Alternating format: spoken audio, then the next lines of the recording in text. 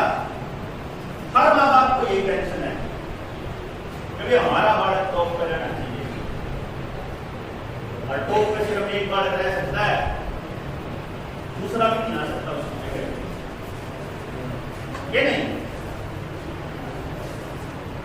और जब हम ये कह रहे हैं कि इस धरती पे पैदा होने वाले हर बच्चे के पास कोई ना कोई खास हुनर है, कोई खास टैलेंट है, तो वो टैलेंट कौन सा है, उसमें क्या काबिलियत है, ये पता करने की जिम्मेदारी किसकी है? फिर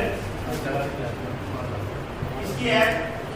या तो माँ बाप की है, या स्कूल की है, या टीचर की है, या समाज की, सरपंच की, गांव की, किसी की भी लगा लो, लेकिन कम से कम उस बच्चे की तो नहीं है। क्यों भाई? भाई आप लोग बड़े हो गए, पढ़ते पढ़ते इतनी उम्र हो गई, किसी की 18, 20, 25, 22, 30 उम्र के हो गए सारे बालक। आप लोगों को आज तक भी नहीं पता जिंदगी में क्या करना है, मेरा है कि किसी को भी पता है आपको अपनी जिंदगी का क्या करना है? इसीलिए हमें कोई रास्ता नजर नहीं आ रहा। और अगर हम कुछ करने भी चलते हैं तो क्या सोच के और क्या देख के चलते हैं? भाई इसकी दुकान बड़ी आचाल है कि क्या का स्कोप है और दुनिया में क्या चीज चल रही है आजकल, ट्रेंड का, यही सोच के चलते हैं आप। ये सोच के बिल्कुल नहीं चलते कि हमें क्या करना चाहिए। क्यों?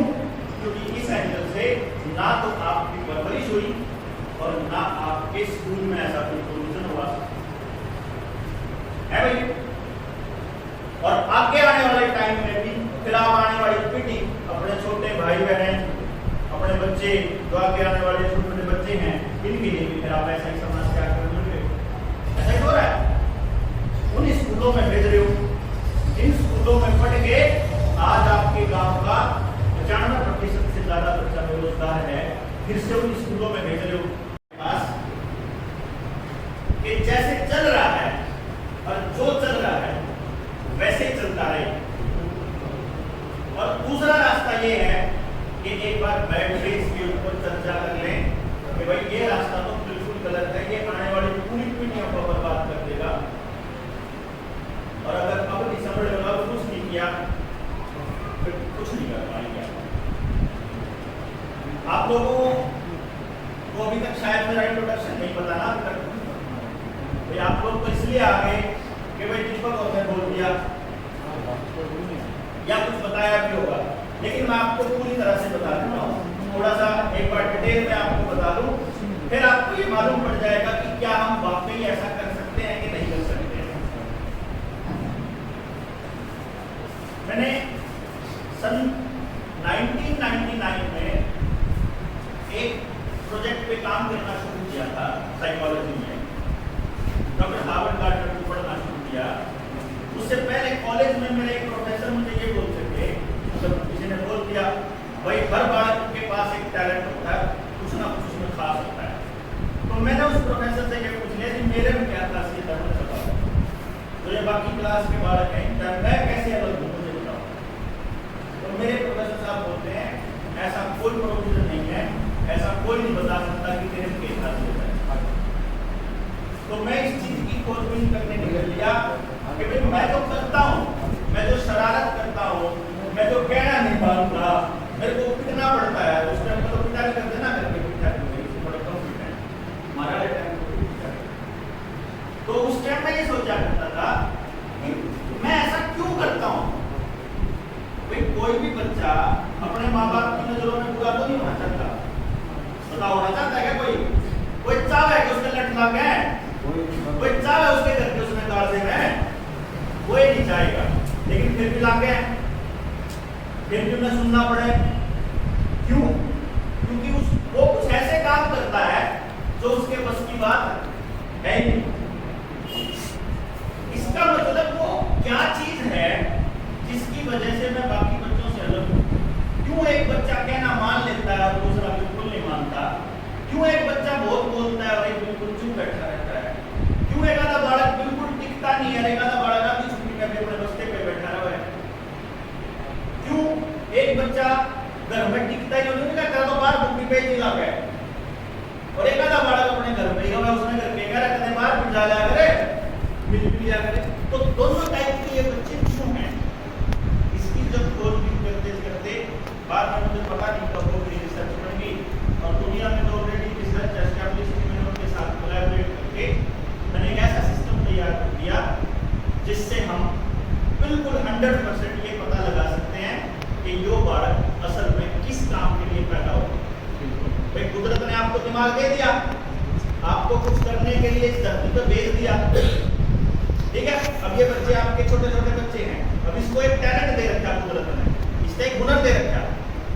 अब वो इसका पता लगाना वैसे तो काम स्कूल का है, लेकिन स्कूलों को ऐसा इस बारे में तो पता ही नहीं है। स्कूल बताएगा आपको कि भाई आपका बालक की खासियत है इसमें, अपना नहीं हो ऐसे तैयार करना पड़ेगा, लेकिन ऐसा कोई हमारे यहाँ होता नहीं।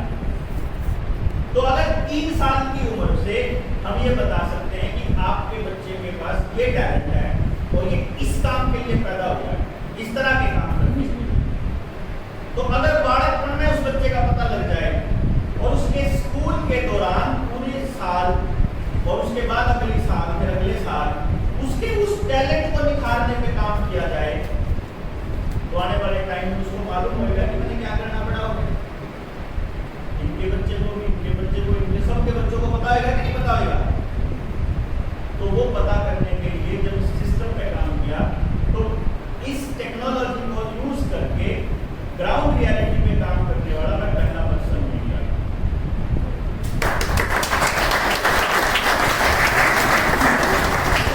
मैंने लोगों को कहना शुरू किया, लोग बोले कहने की बात है भाई देवेंद्र, उस टाइम में तो भाई देवेंद्र ही गाना सुन रहा था आप लोगों को,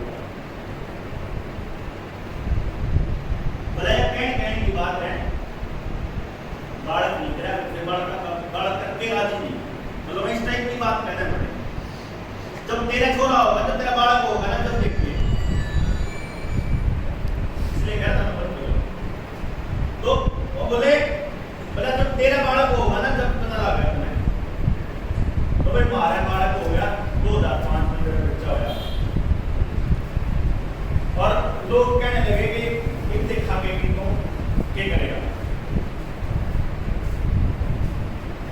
सॉरी 2006 में 5 साल का था मेरा बेटा, आप गूगल कर लीजिए वंडर किड ऑफ इंडिया के नाम से, यशस्वी बदारा उसका नाम है। 5 साल का था मेरा बेटा जब उसने नेशनल लेवल पे दिल्ली में एक कंपटीशन जीता और वो इंडिया का पूरे इंडिया का सबसे कम उम्र का टूर्नामेंट इसका नाम है मैथमेटिकल कैलकुलेशन, वो उसका पहला रिकॉर्ड था। फिर उसने 7 साल की उम्र में 10वीं क्लास तक का मैथ फिजिक्स केमिस्ट्री कर दिया, जब वो दूसरी पढ़ा। आज वो लगभग 1500 किताबें पढ़ चुका है, 3 स्पोर्ट्स का स्टेट चैंपियन है, लॉन टेनिस का नेशनल चैंपियन है, ह्यूमन कैलकुलेटर बोलते हैं उसको। आम बालक के कितने तक पढ़े याद हो जाता है, 20, 30, 50। मैं जब छोटा था मेरा 50 तक पढ़े याद थे, मैं पूरे गाँव में मशहूर था, मैं बुटले के बोलते हैं 50 तक पढ़े याद है। यशस्वी है 1000 तक पढ़े याद, 7 साल का ये उसने तैयार किया। लोग कहने लगे 1300 हजार भाई तना अपना थोड़े काम करा, यो कामयाब हो गया और किसी के बालक नहीं कर सकता। फिर हमने और अपने दोस्तों के बच्चों पे काम किया, किसी का दिन का वर्ल्ड रिकॉर्ड मारा है, कोई किसी नाम से प्रसिद्ध हो रहा है, किसी नाम से प्रसिद्ध हो रहा है, कोई लैंग्वेज में प्रोफिशिएंसी आ रही है, कोई ज्योग्राफी में आ रही है, किसी कैटलस पे कमांड है, कोई संस्कृत पे कमांड है, वो बच्चे तैयार करें। फिर दुनिया कहने लगी ये बालक के होशियार थे, मारे आड़े नहीं कर सकते, मारे तो पति नकल है, फिर वो इस टाइप की भाषा बोलते हैं।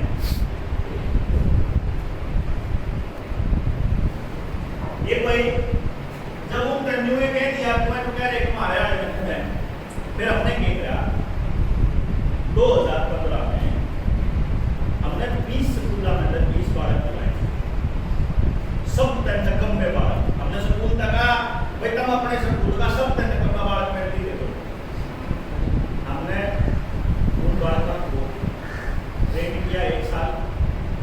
एक साल के बाद हमारे पे 18 रहेंगे, तो छोड़ के चले गए। 18 के 18 पढ़ाना है। सबसे मुश्किल सब्जेक्ट होते हैं फिजिक्स, केमिस्ट्री, मैथ, तीनों सब्जेक्ट में सारे बच्चा है 100 में 100।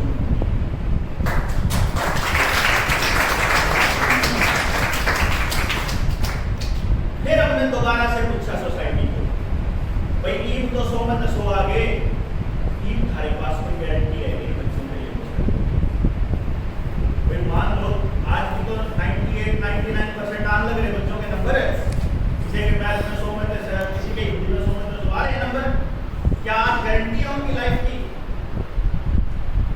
हाँ भाई, कोई गारंटी नहीं है ना। क्यों?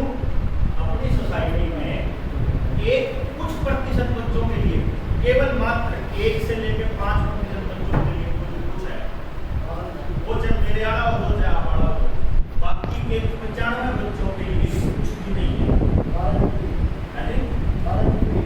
कोई गारंटी नहीं है 95 बच्चों की। और ये हालात अगर ऐसे चलते रहे तो आने वाले टाइम में बच्चों को मारना शुरू नहीं करेंगे क्या? पैसे के लिए, नशे के लिए, मोटरसाइकिल खरीदने के लिए, अपनी चौधर के लिए करेंगे नहीं? हम पहले किसी दौर में मुझे याद है, चाहे रात में 12 बजे करते थे लोग, कोई टेंशन नहीं। आज निकल सके, सोचे हैं आज निकलने से पहले, डरते हैं। आज पहले डरते नहीं थे, निकलते तो आज भी हैं, लेकिन आज डरते हैं। चलते रोड पर तो ठीक है, निकले रोड पर ठीक। क्यों? क्योंकि समाज में हम एक दूसरे से कटते जा रहे हैं इस कंपटीशन की बदौलत। ये कंपटीशन इस समाज को किसी खाते का नहीं छोड़ने वाला। पहले से आज समाज खत्म हो गया। पहले सप्ते गाँव में हमारा बालक घूम जाओ, हमें कोई टेंशन नहीं थी। आज पड़ोस में नहीं छोड़ सकते, अगले घर में नहीं छोड़ सकते, अपने बालक में आज इसे पे एक गया। क्यों? क्योंकि हमने अपना बालक ज्यादा प्यार करना है, हमने अपने वाले को ज्यादा सिखाना है, हमने अपने वाले को आगे लेके जाना, दूसरा से पहले ऐसा नहीं। अब बात ये चल रही है कि जो ये हो रहा है क्या इसको होने दिया जाए? मैंने आपको एक बात बोली कि मेरे पास ना उसमें छोड़ते, किससे के बारे में नहीं छोड़ते। शुरू ऊपर से लेकर नीचे तक हर बच्चे के बारे में कम से कम समाज को, उसके माँ बाप को पता होना चाहिए ना इसके पास क्या कर रहे हैं। अब 2 रास्ते हैं भाई अपने पास।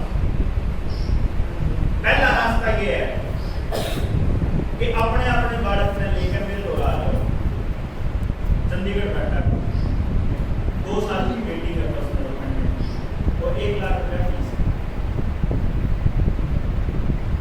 कितने आदमी दे सकेगा? एक आदमी दे देगा, 2 दे देंगे, 4 दे देंगे, हैं? बाकी तो पेट पे लगा लेंगे। तो इसका दूसरा रास्ता ये है कि पूरा गांव इस दिशा में काम करना शुरू करो, तो गांव के एक भी बच्चे को नहीं छोड़ेंगे और हर बच्चे को ये मालूम होगा मुझे जिंदगी में क्या करना है, और एक ऐसा एजुकेशन सिस्टम डेवलप करेंगे जिसके अंदर हर बच्चे के लिए रोजगार संभव हो। और उसके लिए ना आपसे एक भी पैसा दूंगा ना दूंगा, सारी टेक्नोलॉजी मेरी तरफ से। सही है, पूरे गाँव।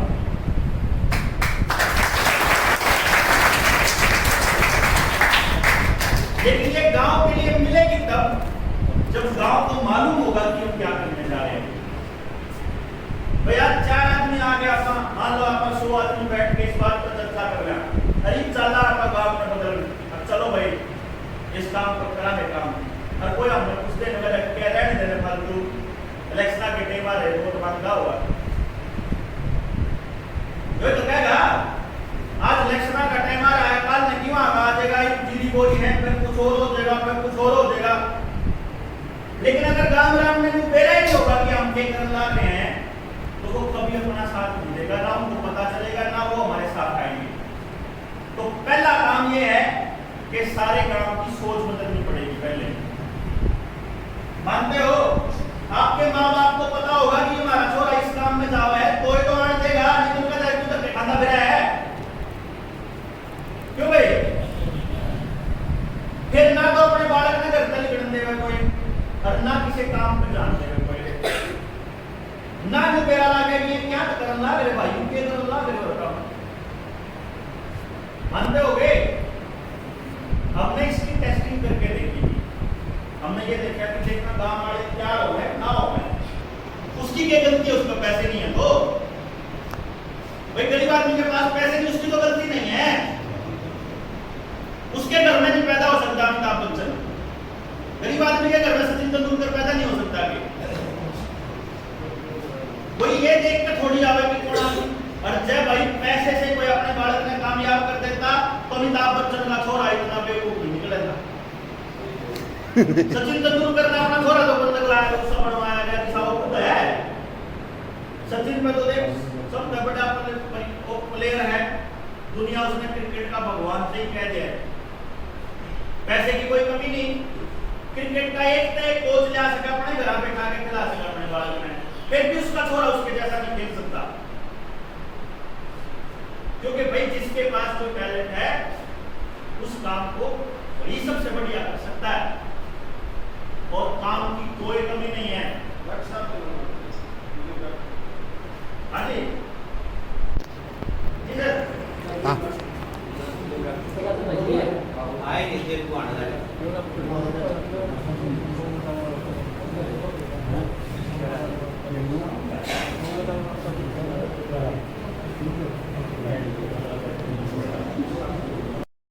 ऐसे था मतलब क्या है, उस मॉडल को क्या कहते हैं कि वो जो टीचर है वो हमारे बच्चों के लिए सुबह उठ के आ जाता है घर से और हमारे बच्चों के लिए काम कर रहा है, तो हम उसके बदले में उसको कुछ दे रहे हैं पैसे के रूप में कि वो तुम्हारे बच्चों के काम आ जाएगा।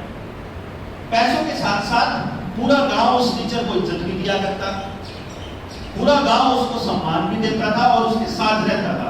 उसने कुछ भी करना होता वो गांव को साथ लेके चलता था।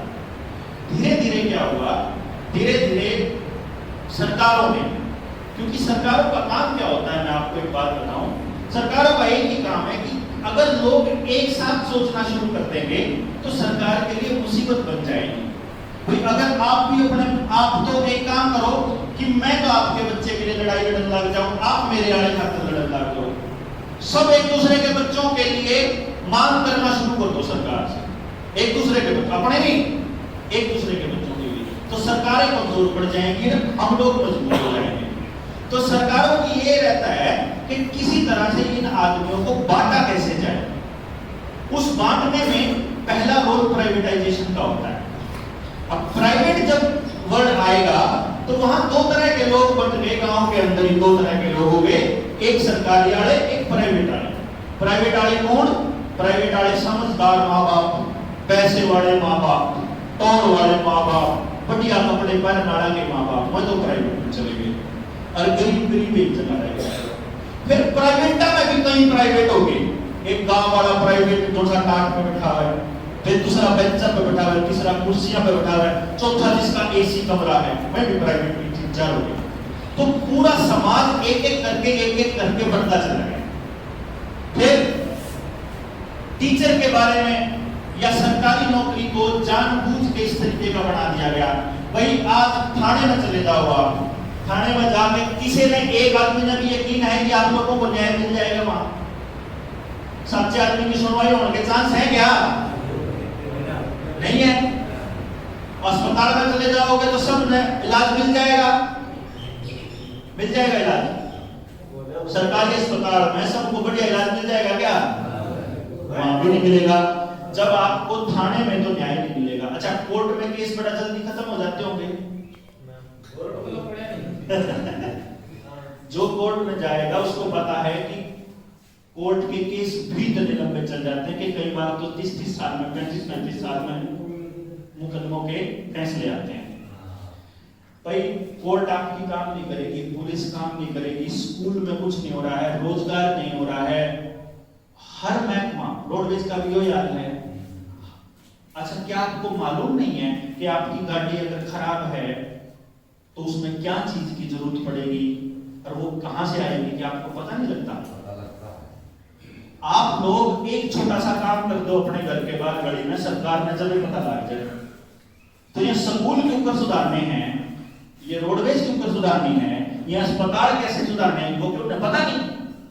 इतने बोले थोड़ा मैं तो सारे देश का मुल्क बना दे हैं, वो इतने बोले होंगे कि उन्हें बेरा नहीं ठीक क्यों होगा, खराब क्यों होगा। उन्हें सारा बेरा ठीक कैसे होगा और खराब कैसे होगा। लेकिन आपके बटे रहने से, आपके अलग अलग रहने से आपके ऊपर राज करना आसान है। सड़क पे चलते हुए एक बच्चे का मोटरसाइकिल का टायर खड्डे में पड़ गया, मान लो खड्डे में टायर पड़ गया, वो मर गया, एक्सीडेंट हो गया।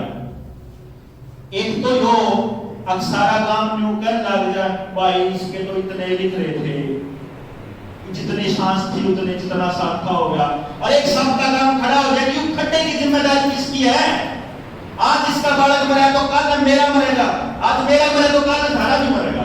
यह बात कौन सोचा है, आप सोच नहीं रहे। क्यों? क्योंकि आपा ने तो एक दूसरे पर लड़ते फुर्सत नहीं। गांव में 3-4 निकम्मे आदमी होया करें, 3-4 ढूंढ खड़ा दे फिरा करें, उनने एक ही काम कहना, भाई कुछ नहीं हो सकता, जमा नाज हो लिया, जमा कुछ नहीं हो सकता, मैं न्यूटन दे फिरा करें, ताकि जो शरीफ आदमी है जो बोलता नहीं, उन्हें भी लागत लाग जाए, कुछ नहीं हो सकता, क्यों खाम खाई जोर रहा। भाई जब मैं आपके एक बात सोचो, अगर मैं ये मान लेता और दीपक ये मान लेता कि कुछ नहीं हो सकता और कोई करके राजी नहीं, इतने लोग आना बैठे होंगे के अच्छा तुम भी तो सोच लोगे अब कुछ नहीं हो सकता, तो इस तरह के लोग आने समझ में बोला है। अच्छा तुम सोच लोगे अब कराने तो होगा, भाई बिना करे तो नहीं होगा, पर न्यू नहीं होगा, अब मैं करूं न्यू नहीं होगा, बस यू करे, फिर यो होगा, फिर यो भी करे, यो भी करे, यो भी करे, चित बैठे और यह बात करे कि भाई तेरे बालक के लिए न्याय क्यों होगा और मेरे के लिए क्यों। अगर कोई पैसे दे के अगर बचने की कोशिश कर रहा है ना, गलती करके, अगर हमारी किसी ने छोड़ी न छेड़ के या हमारे किसी आदमी ने मार के अगर कोई पैसे दे के बचने की कोशिश कर रहा है, तो जो सच्चे आदमी है ना, उनका फर्ज होना चाहिए कि मैं खड़े हो गए ना, भाई न्यू नहीं काम चलेगा, आज तो दूसरा न्यू का बच जाएगा, कल तो तुम्हारा नंबर लाओगा।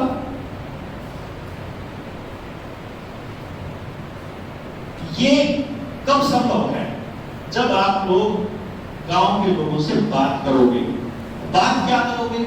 मान लो मैं आज आपसे भाषण देकर चला गया, या भाषण वाली बात तो करने वाला समझ में कौन आवे, तो आपको ये मालूम होना चाहिए कि आपने उन तक बताना की है, आप उन्हें समझाओगे ऊपर, और भाई जन्नू लागे है कि आप लोग नहीं समझा सकते, तो फिर आप जैसे इन 5 लोगों ने 6 लोगों ने डोर टू डोर हर घर में जाकर आप लोगों को बुला के यहाँ तक लाए हैं, फिर ये सारे लोग जुट के हैं गांव में जाके डोर टू डोर बुला के अगली बार यहाँ की बजाय आप स्कूल में इकट्ठे कर लें सारे गांव में, क्या कहते हो? लेकिन ये नहीं चलेगा अगर भाई आड़ा तो जान दे अगर आप बैठ के देखो, इस बात की गारंटी मेरी है, आपको किस काम में मजा आएगा वो मैं बताऊंगा आप लोगों को, आपको क्या करना चाहिए और वो कैसे होगा वो मैं बताऊंगा। करना तो आप लोगों को ही पड़ेगा, लेकिन वो बताने के लिए जब तक आपको मेरी जरूरत पड़ेगी मैं आपके गांव में आऊंगा। मैं नहीं मांगता आप तक तेल का खर्चा मांगता, मैं नहीं मांगता आपका दिहाड़ी भी आपने, मैं आपका कुछ नहीं लेता, लेकिन ये ध्यान रखना मैं दूंगा भी कुछ नहीं, किसी एक आदमी से मैं कुछ नहीं दूंगा, सारे काम खातर मैं कभी खड़ा हूं यहाँ। और यकीन मानो अगर गांव एक बार एकजुट हो गया, एक बार हमें लोगों को, ज्यादा लोगों को नहीं चाहिए, बताना सबका है अपन है। देखो मैं क्यों बार बार हम ज्यादा लोगों की बात कर रहे हैं, हमने बताना सबको है, करना तो उस पूरे गांव में तो 20-30 लोग नहीं है, लेकिन वो 20-30 लोग ऐसे हों जो सच्ची में गांव के लिए कुछ करना चाहते हो, और वो छटनी होने में टाइम लगता है। पहले ही वो भी खोदने वाले आदमी शुरू में आ गए तो सारा काम खराब कर देंगे।